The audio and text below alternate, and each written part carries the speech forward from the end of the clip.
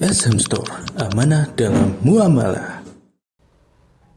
Nah, kemudian asy-syafa'atul mutsbatah, syafaat yang ditetapkan. Ta'rifuha, pengertiannya adalah hiyallati tutlabu minallah. Dia adalah syafaat yang diminta dari Allah Subhanahu wa taala. Syurutuha, syarat-syaratnya adalah yang pertama idzunullahi lisyafi'i an yashfa'a. Adanya izin Allah Ta'ala kepada orang yang memberi syafaat untuk memberikan syafaatnya.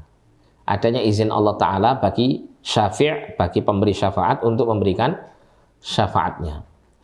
Oleh karena itu ketika Nabi SAW diminta oleh manusia, ya terakhir ya, ketika seluruh manusia ini atau sebagian besar manusia ini mendatangi Adam untuk minta syafaat agar segera ditegakkannya yaumul hisab. Adam tidak mampu, kemudian Adam menganjurkan kepada Nuh, Nuh juga tidak mampu, seterusnya sampai terakhir kepada siapa? Rasulullah SAW. Nah, maka waktu itu Rasulullah SAW langsung menghadap Allah, sembari bersujud di hadapan Allah dengan memuji Allah Subhanahu wa taala dengan pujian yang belum pernah disebut oleh seluruh makhluk. Ya, dengan taufik Allah Subhanahu wa taala, Nabi pada saat itu memberikan pujian-pujian yang tidak pernah diucapkan oleh seorang makhluk pun sebelum Nabi SAW. Nah, setelah itu baru kemudian Allah memerintahkan Nabi untuk bangkit dan apa? Allah menerima syafaatnya beliau, ya, Sallallahu Alaihi Wasallam.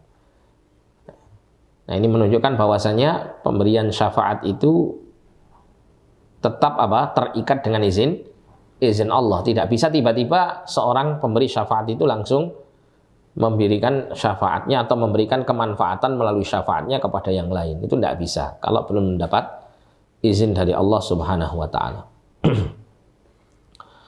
Kemudian yang kedua, ridhahu 'anis syafi'i wal masyfu'i lahu. Adanya keridhaan Allah terhadap pemberi syafaat maupun penerima syafaat. Yang memberi maupun yang menerima harus kalangan orang-orang yang Allah Ta'ala ridhai.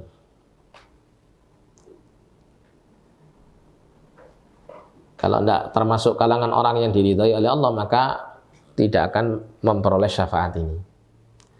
Oleh karena itu sekali lagi bahwa syafaat itu semuanya urusannya adalah di tangan Allah Subhanahu wa taala. Sehingga yang layak untuk menjadi tujuan dalam meminta syafaat itu adalah Allah Subhanahu wa taala. Ya, seperti misalnya seseorang mengharapkan agar supaya tergolong orang-orang yang nanti mendapat syafaat Nabi SAW. Maka hendaklah dia berdoa memohon kepada Allah. Ya Allah, jadikan aku termasuk golongan orang yang mendapat syafaat Nabi Muhammad SAW. Itu yang benar. Bukan kemudian seseorang meminta kepada Nabi agar supaya digolongkan sebagai golongan orang yang mendapat syafaat beliau. Itu tidak layak. Dan memang tidak tepat karena Nabi sendiri tidak memiliki kemampuan untuk menentukan siapa-siapa yang layak mendapat syafaat dari beliau.